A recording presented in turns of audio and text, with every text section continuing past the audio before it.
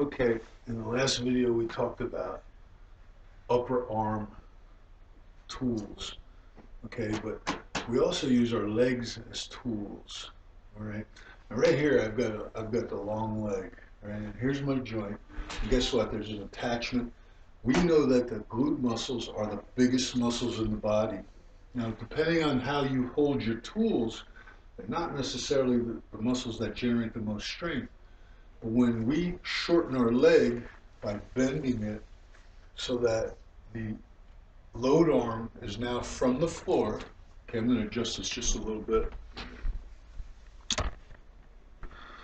So the load arm right now for this leg is, I don't know what, 2.5 feet, something like that. When I shorten it down so that the distance from the fulcrum to the end of the load arm is some fraction of 2.5 feet, I actually need less muscle to do work with that joint, okay? I need less muscle to move that joint against work as opposed to this. And we demonstrated that with a sled, okay? I couldn't move that sled at all here, and here it moved very easily. Okay, so all we're doing is the same thing we did with our arm. Now, what I want you to think about, I'm going to use squatting. And of course, squatting, we're going against gravity again. I'll get my prop here. Okay, I don't need the weight, I just need the prop. Okay, if I set my mass, most of my mass, on this chair and put my feet straight out, I put my knees in a pretty good position. Okay, in terms of here, I'm really pulling a long way, and here I'm not. Okay, I'm not pulling very much at all. But the problem is the load is very far away from my knees. Okay, my mass, my body is very far away. Okay, if I tried to get up, the only way I could get up would be to shift my weight. Okay, now what that does, unfortunately, is it puts all the load, it turns my back. Right here, my back has got zero torque, okay? It's zero.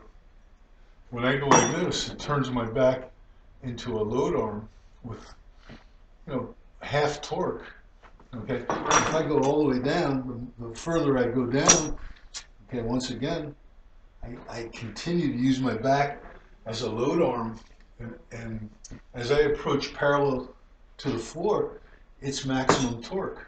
So you see guys squat like this. Right now, that back has got maximum torque on it. Okay, and that you wouldn't even deadlift like this. Okay, when you stiff like deadlift, you're putting maximum torque on your back.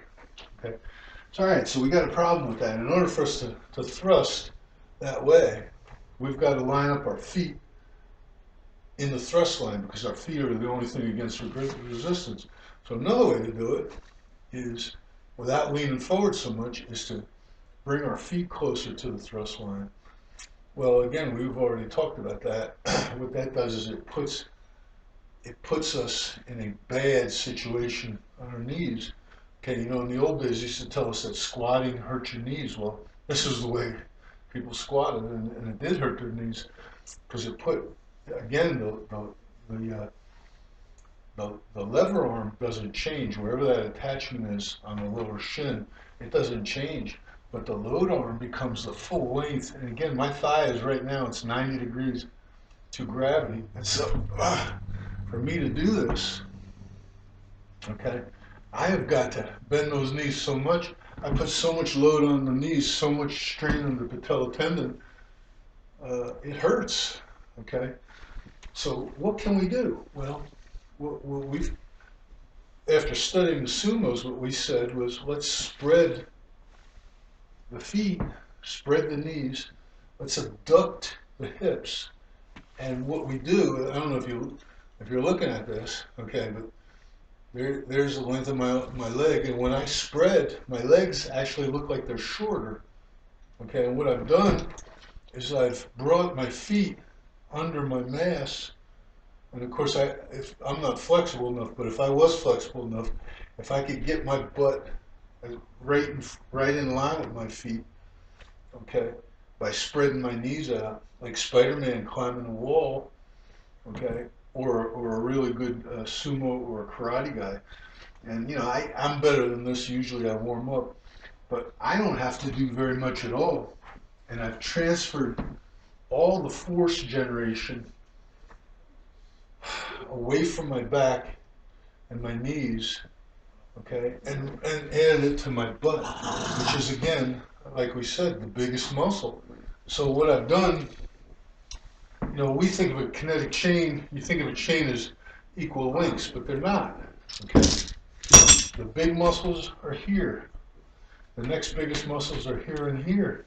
The smallest muscles, the next biggest muscles are here, and the smallest muscles are on the arms. And they animate the forearm. The next biggest muscles animate the upper arm.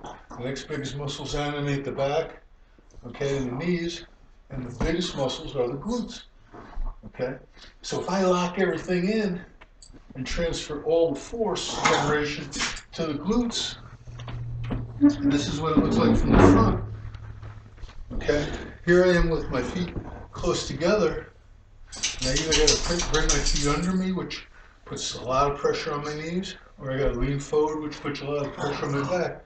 But when I spread, okay, when I spread out, I transfer the pressure from my knees. Obviously I'm bending them, so there's some pressure, okay? But I make myself, if you look, I made my legs into a frame or a square, okay? And everything I'm doing, the biggest working muscles are the glutes, right there, okay? So what we do is we say, okay, let's do this. Let's squat, and we have to be. This is good, but it's a difficult situation, difficult position. I can make just a smaller square by being about 45 degrees, which if you look at it, it's about 90 degrees to each other, and I can get pretty good strength development using. I mean, I don't feel nothing in my knees or my back. I'm getting up off this chair very nicely. But each time I've made a frame. Okay, I framed a square. Okay, the floor is the bottom, these are the sides, and here's the top. Okay, I've done that this is called seated hip abduction. Okay, so I've transferred all my force generation to the big muscles. Boom. Okay, it's easy for me to do. I'll sit in church and I'll do this. I'll stretch and stretch and stretch. Everybody kind of peeks at me once in a while, like, what the hell is this guy doing? But I'm stretching, okay? I am stretching. Now, once again, if my knees go in or forward, okay, in or forward, in puts a lot of strength, a lot of pressure on my back, and forward puts a lot of pressure on my knees and my back, to tell you the truth. But out and abducted gets my hips closer to the force line initially, okay, and gives me a better chance to generate force with the biggest muscles in my body. And if I use the idea of co-contraction and lock the knee, then I am just generating force from the hips, and everybody's happy. Now, we say tools, okay, we have, because the legs are less articulate, we have 3 tools, okay? We have, number 1, we have the frame, okay? And the frame is good if you don't have to take a step. Okay, so if you're just generating, if you root your feet, okay, my feet are rooted to the ground. Here they're not rooted. Here they're rooted to the ground. I have a whole foot. Each whole foot is on the ground. I have the most mechanical connection to the ground. Now, whether I'm going vertically or I'm trying to get a force vector, okay, this way, by rooting my feet, okay, well, guess what? I can root my feet a lot easier with my knees in a square, framed, than I can here. Because as I bend, Again, my heels, you can see them, they're starting to raise up. Right now, I'm not rooted at all, okay? And if I keep them rooted and bend here, okay, just bend at the waist, I get knocked backwards because my mass is on either side of my feet, okay? So what we do is, when we're in a teeter, we want to frame our legs. All right, I don't know if you can see this, but I want to make a frame when I'm in a teeter and both legs are behind me. And when I'm in a single step, okay, one leg is a brace and the other leg, well, it's like an alligator. Look, gator leg, okay? That knee is bent, the knees are head of the toe, okay, my butt's down. I am in pretty good shape to generate force and fight. Our number one thing that we have to do as humans is fight gravity. So this leg is very easily fighting gravity. The gator leg, right here, both legs are fighting gravity. When you're in a teeter, gravity's going to pull us down, so we have to catch something, we have to hit something. But when we're like this gator leg, number one, we've shortened the length of the leg, we've locked the knee, we're holding ourselves up, and we have a thrust leg that we can make thrusts with. And we can very easily move the gator leg out or at an angle or backwards. So alligator legs make a frame,